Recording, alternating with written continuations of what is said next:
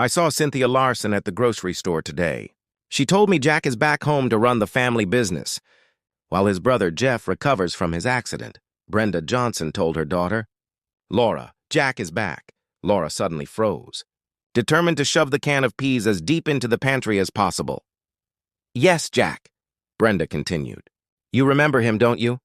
He's your husband. Or ex-husband. I'm not sure which description is more accurate. Is he still your husband, Mom? You know I don't like to talk about my problems with Jack, Laura said quietly. I don't even know if we're still married or not. I never received any official papers or divorce notice. You've never filed for divorce, have you? Brenda persisted. No, I haven't, Laura admitted, staring at her shoes. He's the one who left. I thought he was going to apply. Your situation is the strangest I've ever seen, Brenda declared. He left 6 years ago, and in all that time he's never called, emailed, or even written a letter. You can't still love him after all he's done to you. Or can you? Laura lowered her eyes again but said nothing. Oh, don't tell me, Brenda exclaimed. You're one of those women who accept violence and think you deserve it?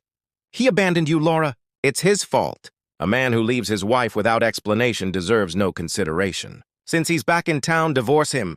He was a great guy when you married him, responsible, considerate, hardworking, devoted to you, and suddenly he's gone. You're still young. You can find a good man you can rely on and build a family with. I make my own decisions, Mom, Laura replied firmly. I'm 27 years old. I have a good job and I live in my own house. I'm not a burden to you or Dad, so I'd appreciate it if you'd stop running my life. I just want you to be happy, honey, Brenda sighed. I don't think you've been happy since the day Jack left.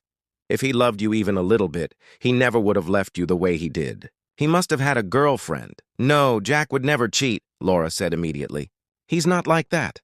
Her quick, decisive response surprised her mother. Laura was still defending the man who had packed up and abandoned her in the middle of the night. Why would she?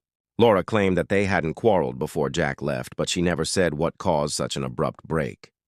Brenda was sure Laura wasn't telling the whole truth, and maybe she never would. That night, Laura Masterson didn't sleep well. She tossed and turned, trying to get comfortable, but sleep wouldn't come. Every time she closed her eyes, she saw Jack. He was the most handsome man she had ever known. Funny, calm, and completely devoted to her, at least before she'd ruined everything. Now he was back in Stone Ridge, and Laura knew their paths were bound to cross. After all these years, she still didn't know what she'd say to him, or what she could say. An apology would sound empty. There were no words deep enough to describe her remorse. She had destroyed their relationship, and they could never be the same again. Her life wasn't a fairy tale. It was real, and it was painful.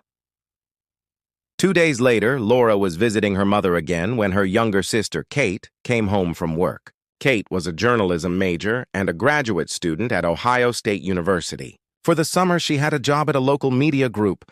I saw your husband today, Laura, Kate said as she walked in. He came by to place some ads. If not her, then me. Their mother interjected, excited. What did he look like?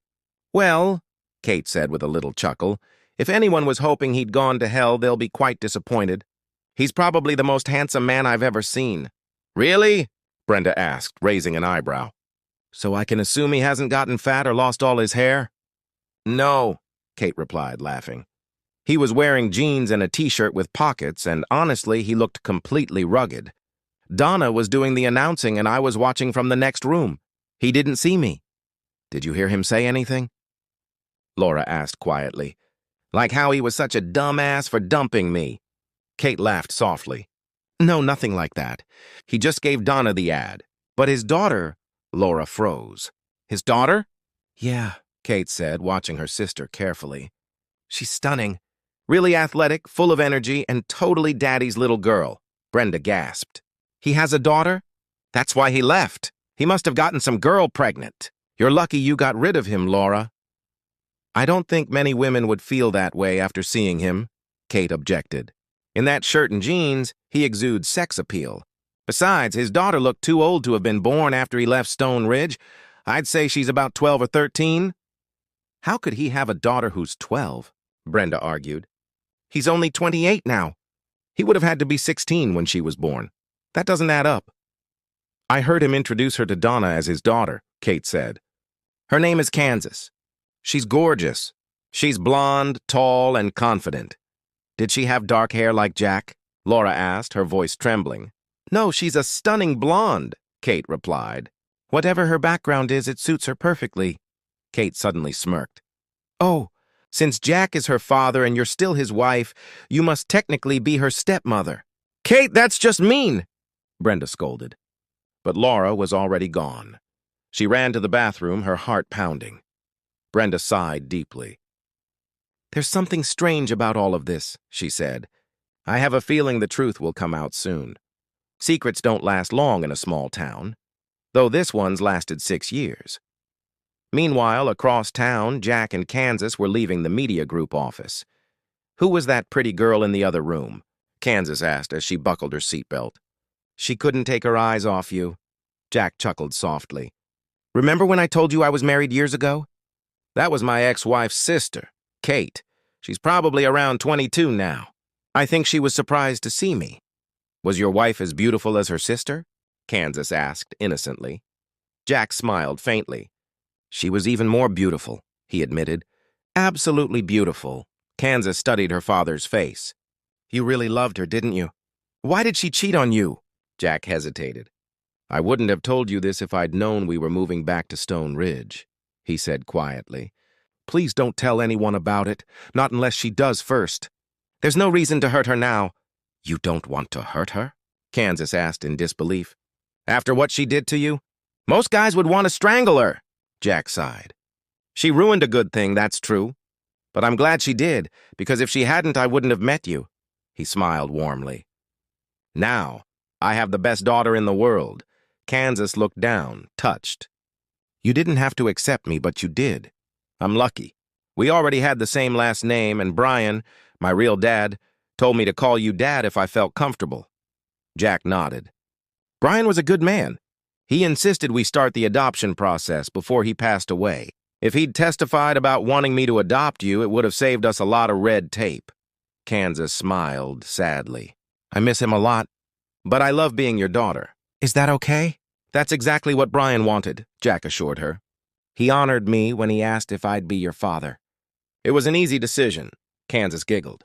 But Dad, we're going to have a hard time finding a new mom for me if you're already married. Jack laughed. Let's hold off on that. When I filled out the adoption papers, I listed myself as married. Social services don't like single men adopting teenage girls. Once you're in school and settled, we'll talk to Laura and get the divorce finalized. Okay, Dad, Kansas said softly.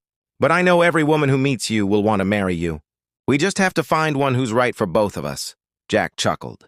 If a woman can't fully accept you, she doesn't stand a chance with me. You'll always be my daughters, and your kids will be my grandkids. End of story. Kansas threw her arms around him and hugged him tight. Jack hugged her back, feeling the weight of her loneliness. She'd lost her mother as an infant and her father last year. He promised himself he'd never let her feel abandoned again. When Jack and Kansas moved into his mother's house, he made one thing very clear. Mom, he said firmly, there are topics that are completely off limits. Laura, her family, anything about that part of my life, and I don't want it brought up. I'll help run the family construction business, but I won't tolerate anyone interfering in my personal affairs. His mother, Janet, nodded immediately. I understand, Jack. We'll keep things simple. Jack was surprised by how quickly she agreed, but he decided not to question it. Later that evening, he was in the bathroom washing up when he overheard Kansas talking to his mother. Grandma, we saw Laura's sister Kate today, Kansas said excitedly. She's really pretty. Do you think Laura is as pretty as her? Jack froze, listening carefully. Honey, Janet replied softly, Laura is a beautiful woman. She was stunning when she and Jack got married, and now she's grown into a confident, capable young woman.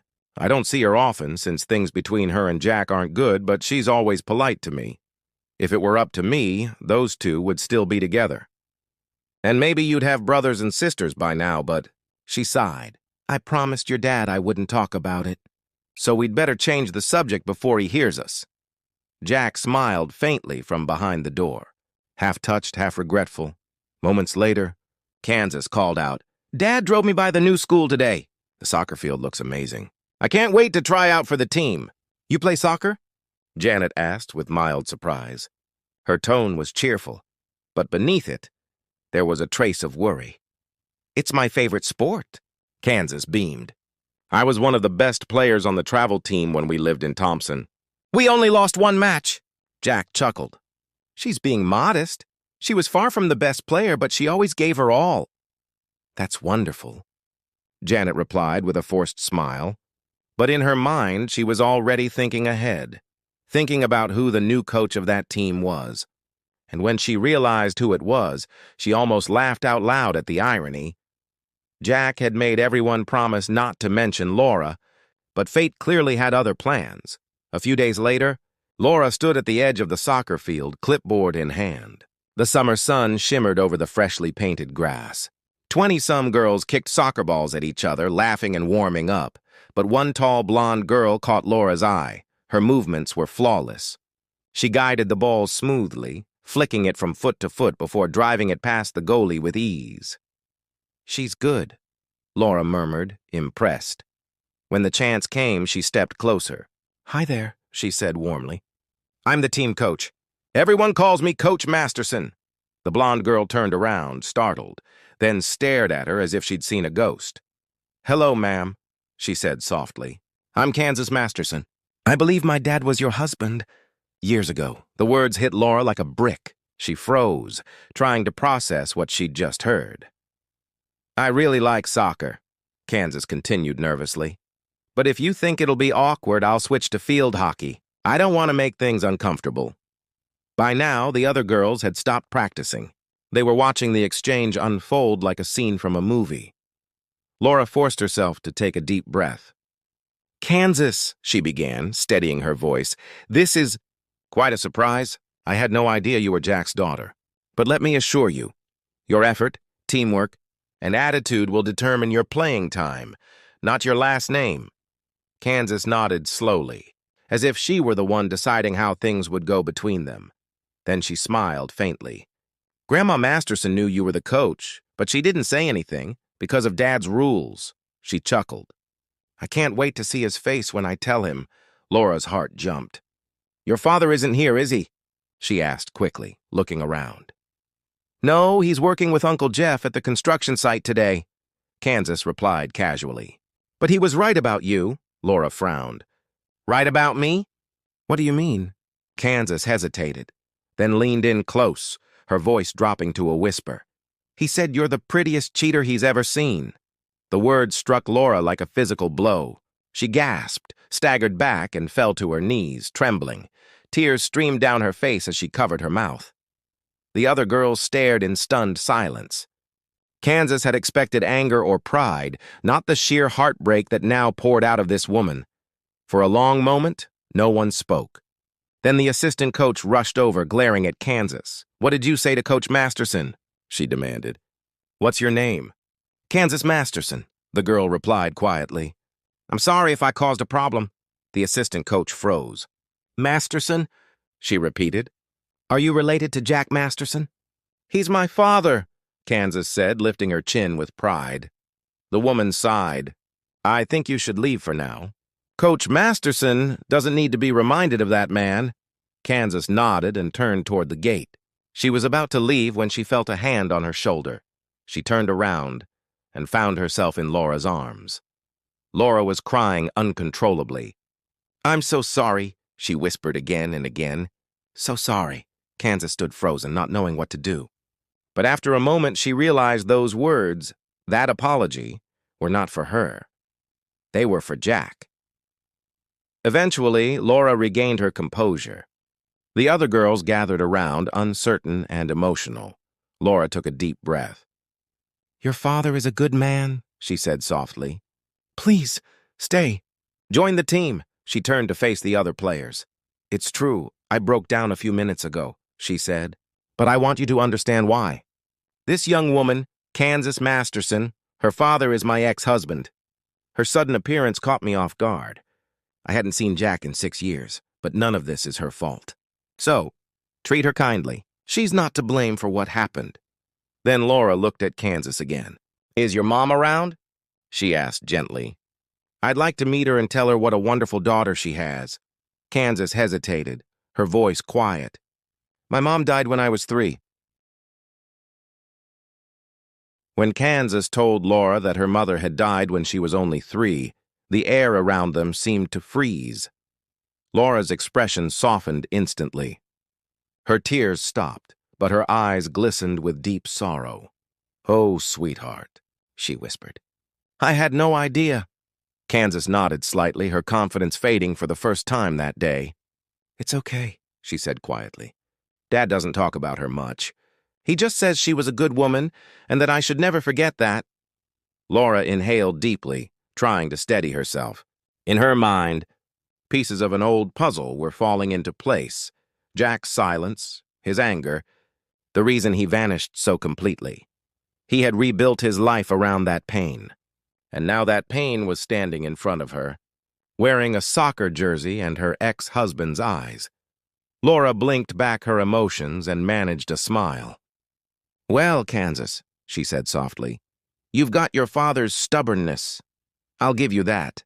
But I also see something else. You've got his fire. Don't ever lose that. Kansas smiled, but she looked unsure. She wanted to say something more, but her phone buzzed. A text from her grandmother. Practice done yet? Your dad's on his way to pick you up. Kansas glanced at Laura, then at the field full of watching girls. I guess I should go, she said quickly. Thank you, Coach Masterson. Laura nodded, but her chest tightened. The thought of seeing Jack again, after 6 long years, made her knees weak. As Kansas jogged toward the parking lot, Laura watched her disappear through the gate, feeling something inside her she hadn't felt in years, hope tangled with regret. That evening, Jack's truck pulled into the driveway. He was covered in dust from work, tired but content. Kansas climbed into the passenger seat, unusually quiet. Jack noticed immediately. How was practice? He asked, starting the engine. Did you make the team? Kansas hesitated. Then, without looking at him, she said, Coach Masterson is nice. Jack froze. He slowly turned toward her. Coach Masterson? He repeated. What's her first name? Laura, Kansas said casually. Laura Masterson. The name hit him like a sledgehammer. His hands gripped the steering wheel so tight his knuckles went white. Are you sure? He asked, voice low. She's really pretty, Kansas said. Just like you said. Jack exhaled sharply, his chest tightening. He wanted to ask 100 questions, but he couldn't. The memories he'd buried for years came rushing back. All the love, all the betrayal, and all the things left unsaid. He didn't realize Kansas was watching him closely, seeing every flicker of emotion on his face. Later that night, Kansas sat on her bed, scrolling through her phone. She typed Laura Masterson into the search bar. Within seconds, articles appeared, local interviews, charity work, photos from her early teaching days. Then, one article stopped her cold. It was dated 6 years ago. Local teacher cleared of allegations after investigation proves affair rumors false. Kansas read it again and again, her eyes widening with each line. Laura hadn't cheated. She'd been accused of cheating by someone who had faked messages and photos to destroy her career. The school board had reinstated her, but the damage was already done, and the man she was married to, Jack, had never come back. Kansas sat in silence, the weight of realization crushing her chest, everything her dad had told her. The anger, the silence, the bitterness. It was all built on a lie. The next morning, Kansas went downstairs early. Jack was already at the table, sipping his coffee. Dad, she said softly, we need to talk. He looked up, surprised. What's wrong? Kansas took a deep breath and showed him her phone. The article was open on the screen. Jack read the headline and his face went pale. I didn't know, he whispered. I never saw this. Kansas's voice shook. You said she cheated on you, Dad. You called her a liar, a manipulator, but she didn't do anything wrong. Jack rubbed his temples, his voice breaking. I saw the photos, Kansas, messages. People I trusted told me she was framed. Kansas snapped. You never even asked her. Jack stood up suddenly, his chair scraping the floor. For a moment, he looked like he might yell. But then, he just broke. He sank back down and buried his face in his hands. I ruined her life, he whispered. I ruined our life. That afternoon, without telling anyone, Jack drove to the soccer field. Laura was packing up cones and clipboards when she saw him. For a moment, neither of them moved. The air between them was heavy with years of silence. Finally, Jack walked up, his eyes glistening. "Laura," he said quietly, "I just found out the truth." Laura didn't speak. She simply watched him, searching his face for sincerity. "I was wrong," he continued. "I believed people I shouldn't have. I destroyed everything we had. I don't expect forgiveness, but I needed you to know. I never stopped loving you." Laura's eyes filled with tears. Her hands trembled as she set the clipboard down. "Jack," she whispered, "for years I hated you, but I also prayed you'd come back, even just to say this." Jack nodded, choking up. "I'm sorry," he said again, his voice barely a whisper. Laura stepped closer, looked into his eyes, and finally said, "I know." From that day forward, they began to rebuild, not as husband and wife, but as two people learning to forgive. Kansas stayed on the team. Laura became her mentor. And slowly, Jack started visiting practices, sometimes watching from a distance, sometimes helping out with drills. It wasn't perfect. It wasn't romantic. But it was real, and for the first time in years, they all felt something they thought they'd lost forever: peace.